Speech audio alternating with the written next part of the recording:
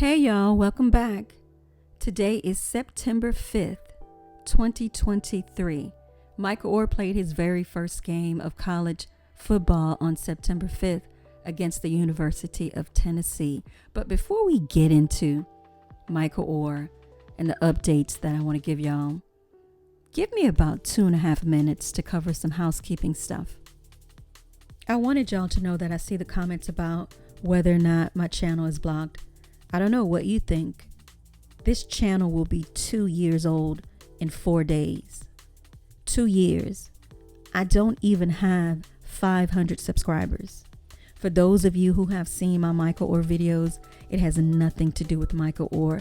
In my opinion, this channel was throttled at the onset, almost the onset. And I know this because I created a video that I think to this day says that it has like 6 views. 6 views on a national news story. And I can assure you that what is in my video is not in any other video on YouTube. Yet, it said I had 6 views, and I'm thinking that is kind of impossible because more than 6 people in my family alone watched it. So that's when I noticed like something really funky is going on with my channel. That was 2 years ago, or almost 2 years ago. So to answer your question, is my channel blocked? I don't know. Why wouldn't someone be able to put the name in the search and find me?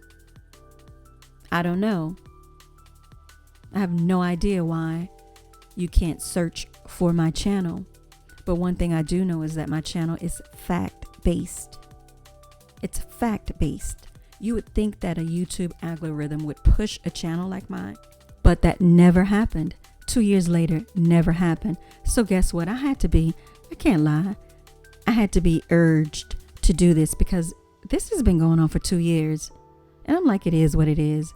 I'm not going to switch up my style. If I'm doing a news style show, it's going to be fact-based. Now, if I'm doing something a little bit more playful, then you can clearly see that's something different. But as of tonight, I'm going to start a whole new channel, and I'm going to see if it takes me 2 years to get 400 subscribers. I'm going to document everything, every step of the way. So we'll see. Stay tuned.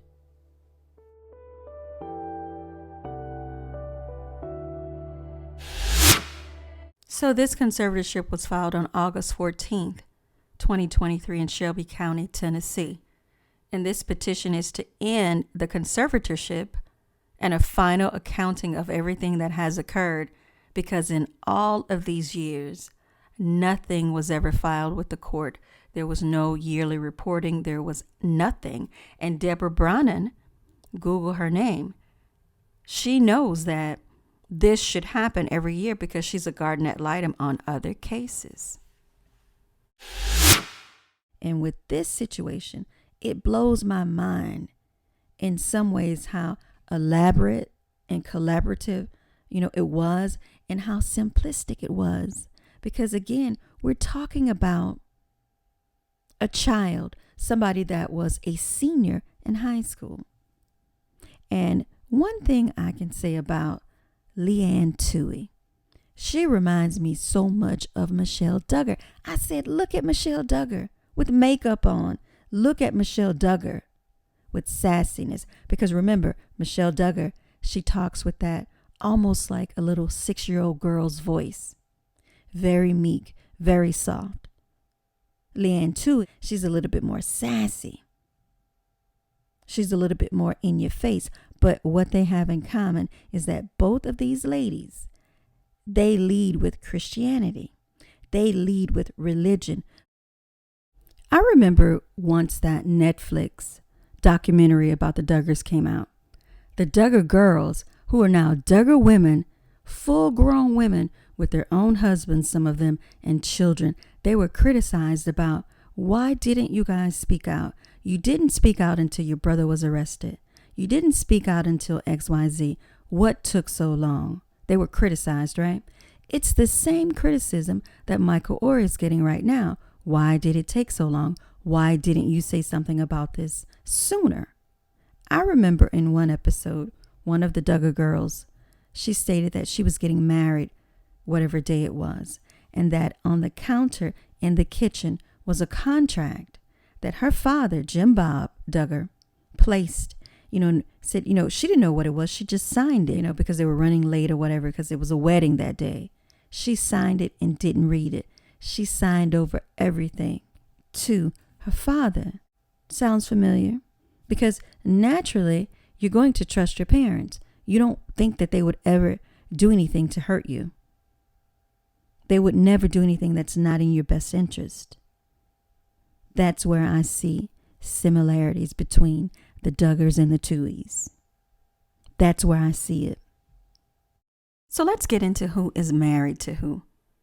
Why I think the two is aligned, where I see a bunch of inconsistencies.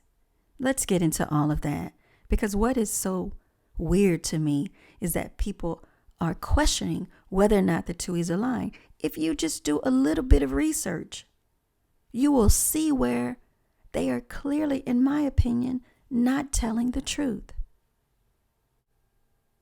And I want to share some research that I read about lies, why we lie, and the type of lies that we tell.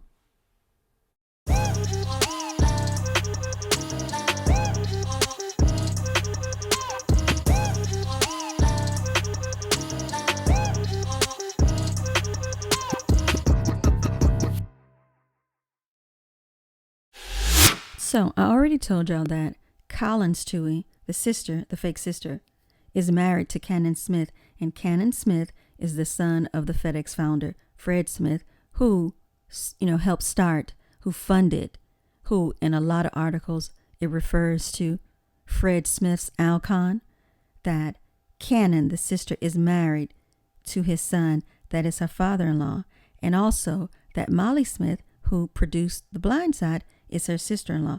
Guess what else I found out?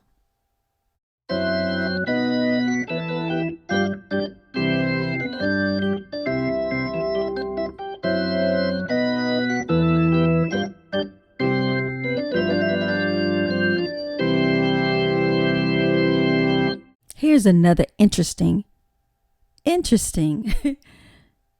coincidence.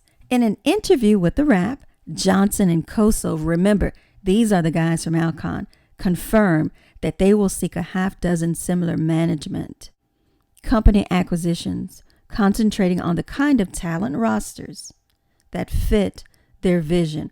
While Hollywood is making a lot of branded entertainment, our interest is in storytelling and thoughtful, dramatic material. We've had success over the years with such films like P.S. I Love You, by the way, that dedicated to Molly Smith's, Fred Smith's daughter, Wendy. And Insomnia, it was Molly Smith, who happens to be married to Kosov, who works alongside Hilary Swank at 2S Films, and brought The Blind Side to Alcon for the company to shepherd through a daunting development process. So look at that. So Molly Smith was actually married to Kosov? Collins is married to Cannon, and Molly is married to Kosov. There's a lot going on here. There's nothing wrong. I don't think they're still married, but they were. So we'll get back to that in a minute. Can't at this time verify when they married or when they divorced. Let me tell you why. Google Tom Cruise, Google Denzel Washington. They will tell you the exact date that they were married. They will tell you who they were married to. Like in Tom Cruise's case, there's like 3 divorces. They will give you the marriage date, divorce date. Denzel Washington has 1 wife, so it's just the date the year that they were married. With this situation, you do not know, other than this article, that Andrew Kosov was married to Molly Smith. It's not on his Wikipedia. It's not on hers. His new wife is there, but there's no date for when they were married. So do you understand why Michael Oher is upset? Because he is seeing all of the relationships, all of the friendships, and everybody that benefited but him. Oh, the woman that is sitting next to Leigh Anne on this CBN network show, like a home makeover show, is no other than Sue Mitchell, who was portrayed in the movie. Kathy Bates played her. And they had a show called Family Edition. So this is her Kappa Delta girlfriend from back in the day. And she benefited as well. She was in the movie, portrayed in the movie. She went to Ole Miss when Michael Oher went to Ole Miss, sort of a promotion. And she was also on a television show with Leigh Anne Tuohy. So everybody is benefiting, but nobody is admitting that. If you would like to book Leigh Anne Tuohy or her Kappa Delta girlfriend, Sue Mitchell, right now, current day, you can do that because they're on the speaking circuit. But nobody wants to admit that they benefited from the blind side. Everybody keeps repeating that I didn't get anything. I made no money. You did make money. It doesn't necessarily have to be a check cut from Alcon, but she brought her Kappa Delta sorority sisters along for the ride. Sue Mitchell and Deborah Brannon, who is the attorney that set the conservatorship up. She brought her girls with her for the ride. And current day, these two ladies can be booked anytime you want them to come talk about Christianity, talk about adoptions and families, although Leigh Anne Tuohy adopted nobody. They are available right now. I can't wait for this jury trial. I can't wait to see the lies. So this petition was filed on August 14th in Shelby County, Tennessee. Imagine being a 37-year-old man in a conservatorship that you never needed to be in. One that was unnecessary from day one.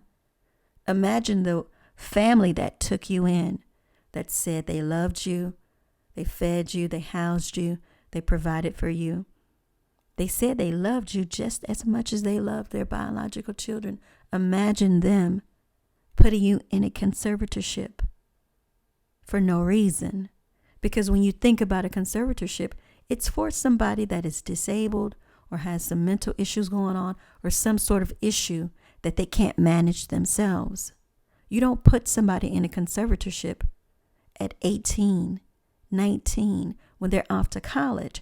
I went to college at 17. All parents know that once that kid is out of the house, there's no need to place them in a conservatorship. That's at the age where you let them figure things out. That's at the age where you know you can only, you can't supervise them the way you used to when they were in the home. You can only manage them from a distance. So what's the point of putting them in a conservatorship? What would be the point of the Tuohys doing this? They are asking for a jury trial for a final accounting and other relief, and I cannot wait. What y'all think that they're saying on the text messages? What do y'all think they are trying to hide via text messages? Do you think people are getting rid of phones? Because I know in some cases, people, hey, I put my phone on the bumper of the truck bed at Walmart and ran over it. I don't know where the phone is. I bet you a lot of that is going to happen with this case. So let's move right along in the petition. In July of 2004, Michael Oher moved in with the Tuohys. That was the summer of his senior year in high school. And I know a lot of people, said, hey, how did they know that this was going to be what it was? Listen, I can pull up right now to my uncle's house and ask him one question.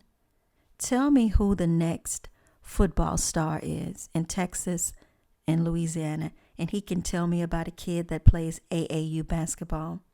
He's 6'4", and, he can tell me all of his stats. Listen, Sean Tuohy, father was a basketball coach. He was a coach at Isidore Newman High School, the same high school that Peyton Manning and Eli Manning attended. Same school. Sean was a basketball player. You would think that seeing potential in players is second nature to somebody like Sean Tuohy, who played college ball, who called games for the Memphis Grizzlies.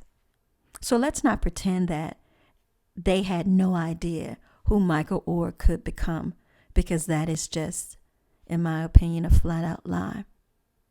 It's a flat out lie. But it's a convenient thing to believe if you want to believe the Tuohys. I happen to not believe it. And believe it or not, the Tuohys were boosters at Ole Miss. Admittedly, they're boosters, Ole Miss boosters.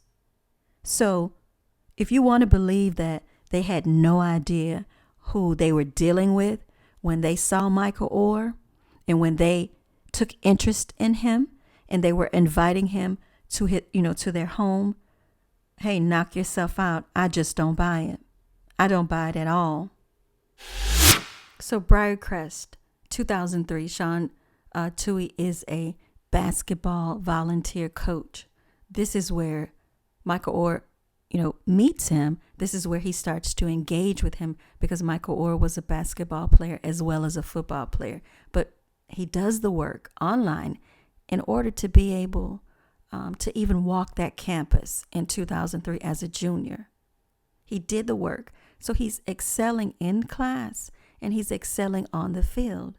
And this is where he first meets Sean Tuohy. But here's a question for you. I know there's a lot of credit that has been given to the Tuohys prior to him even meeting Sean Tuohy. Why do you think Michael Oher was even at Briarcrest? What was the reason he was there as a student? What was the reason Tony Henderson was going all over Memphis trying to get not only Michael Oher, but his son as well, into a school, a better school? If you have the answer to that question, drop down in the comments with it. Because there's so much of this story that has, that I feel is important, that is not being discussed at all. There's so many people that deserve so much credit that I feel never got it. Everybody is exalting the Tuohys for what they did. And here's the thing. There's no question that they took him in, they housed him, they cared for him, they provided for him. There's no question about it. But there were other people that did that as well. Okay, so let's move right along to the next page. A month later, so we're talking about, we moved from 2003 to 2004. So a month later, this is the summer of 2004, when he's a senior, when he moves in with them to their home. That was in July. In August, on the 9th, he's presented with this, conservatorship, right? They're down at the courthouse. I read in the book where he said that they picked his mother up and she wasn't ready. They had to, to wait for her for a little bit. They picked her up. They went downtown to the courthouse, and it took all of 15, 20 minutes. Sean Tuohy met them there. Although Sean Tuohy said he doesn't even know what it was. He's never heard of it. Okay? So let's move right along. So Michael Jerome Williams is his legal name. What should be noted in this is how insane it is. How insane. Listen at this. Michael Jerome Williams Jr. shall not be allowed to enter into any contracts or bind himself without the direct approval of his guardians, conservators, that would be the Tuohys, and that the said guardians, conservators shall have full and complete authority to make medical and educational decisions on his behalf, and have the full and complete access to all of his medical and school records in the same vein as they were his natural parents and guardians. So can you believe that a person that didn't need to be in a conservatorship can't make a contract for himself, can't make medical decisions for himself, can't make educational decisions for himself without the direct approval of someone else? Drop down in the comments and tell me if you think it is normal for anybody to make medical decisions for you when there is nothing at all wrong with you. You can't. Your grandmother can't. Your aunt can't. Uncle. Nobody. Just the Tuohys? Are you serious? Now, don't forget there is nothing wrong with Michael Oher. Nothing at all. But he can't make contracts, bind himself to contracts, medical decisions, educational decisions, nothing without the Tuohys co-signing and saying it's okay. And the lie of the whole thing, this is a man that they never even adopted. The nerve. Okay, so let's move on to page 5. The lie of Michael's adoption is one upon which the conservators, Leigh Anne Tuohy and Sean Tuohy, have used to enrich themselves. And don't think for 1 minute that they did not enrich themselves. Although Sean Tuohy wants the world to think that he was such an astute businessman, that all of the money that he made was prior to The Blind Side. Drop down in the comments if you know how many franchises he had in 2009. Drop down if you know the answer to that question. Because I can tell you that when he retired in 2018, he had a buttload more than he had before he met Michael Oher. He had a lot more after The Blind Side than he did before The Blind Side. And I know he was getting some good speaking engagement money, just like his wife and her Kappa Delta sorority sisters. Yeah, but nobody wants to talk about all of that. Nobody wants to talk about why Michael Oher could be upset. Meanwhile, Michael Oher enters Ole Miss in 2005. He's a freshman All-American. He makes the dean's list. He even makes the chancellor's list before he leaves. And The Blind Side, the book, comes out in 2006. So a year after he was in college. So Michael Lewis, who wrote the book, who's also from New Orleans, is a friend of Sean Tuohy, a childhood friend. We have Miss Sue, Leigh Anne Tuohy's Kappa Delta sorority sister. We have Aunt Debbie, who was another Kappa Delta sorority sister, did the petition. So we have Molly Smith, who was married to Alcon, the studio they keep talking about, was married to Andrew Kosov, allegedly. And we also have his sister, Cannon Smith, is married to the founder, what they refer to Alcon, Fred Smith's Alcon. Molly Smith's brother is married to Collins. So everybody got money. Everybody got paid. But nobody wants to admit that. So let's get into the real money. $225,000 plus. Plus means plus. 2.5% of the defined net proceeds. Now, if the movie made $330 million, what's 2.5% of that? If the movie made more than that, because it looks like the DVD sales are not being added in. If the DVD sales are being added in, that's $418 million. Now, where's the merchandise? So let's just stick with a certain number. I want to see y'all's math, because I don't know if I have this figure right. What is 2.5% of 400 million? Did Michael Oher get a cut of that? Did Michael Oher get a cut of $10 million? Why were the Tuohys represented by CAA and Michael Oher was not? Why was Aunt Deborah representing him and they were represented by somebody else if he was a part of the family? If she loved him the same way she loved her own children, why was he represented by somebody else? Do you see the contradictions? Do you see the lies, in my opinion? NIL, it's a big thing. Your name, your image, and likeness. It's everything, right? Why was Michael Oher's name, image, and likeness sold for nothing? Why was a waiver of bond, why was that okay in Michael Oher's case? Why was there a waiver of the bond? Why was a garden ad litem waived? Why was his name, image, and likeness sold?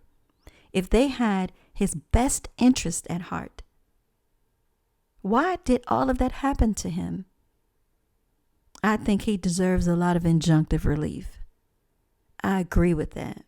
Because I think, in my opinion, he has been screwed over royally. And a lot of what is in The Blind Side, it isn't true.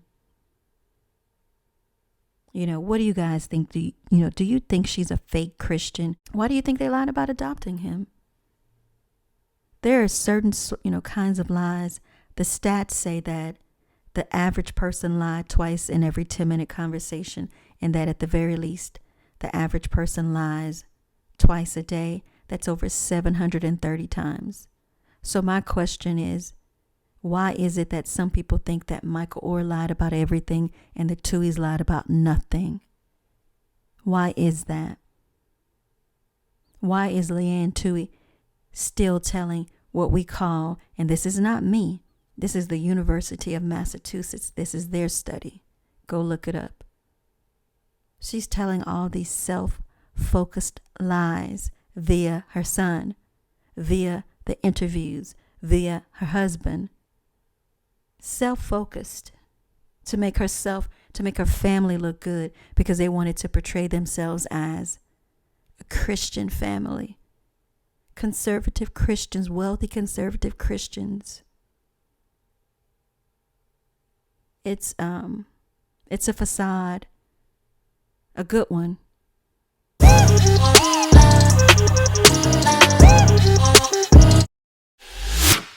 What's crazy to me is that you have online commentators, well-respected journalists, saying that Michael Oher was suing for $200,000. It is on page 1 of that petition. It is unknown what the figure could be because it needs a final accounting. They are seeking a final accounting. The figure is unknown. It's like, did you guys read this at all? Because it looks like to me this is not about a couple $100,000. This is personal. This has to be personal. If I found out that the family that I was allegedly adopted into, that I'm really not a family member, and I'm in a conservatorship that is so constrictive that if I decided to do anything medical, educational wise, financial contracts, any sort of contracts, that if they wanted to enforce it, they could. And everybody made money. The family made money. My siblings that are not legally my siblings made money. And Leigh Anne Tuohy brought along her Kappa Delta sorority sisters to make money. A friend as an agent. A friend wrote the book. It would look, the way this looks, it looks like this was a collaboration. Let's not sugarcoat anything. It looks like a collaboration between a group of friends. Make no mistake about it. Leigh Anne Tuohy has always wanted to be in the spotlight. I will tell you in the next video that I dedicate just to her why I feel that way. So, if she's complaining about the contract that she didn't make any money, if that's true, well, you became famous. She became famous. Wasn't that part of the reason for doing all of it? Because it couldn't have been about adoption because she adopted nobody. They adopted nobody. So she's pushing a story about adoption, yet she didn't adopt anybody. But she pretended like she did adopt somebody.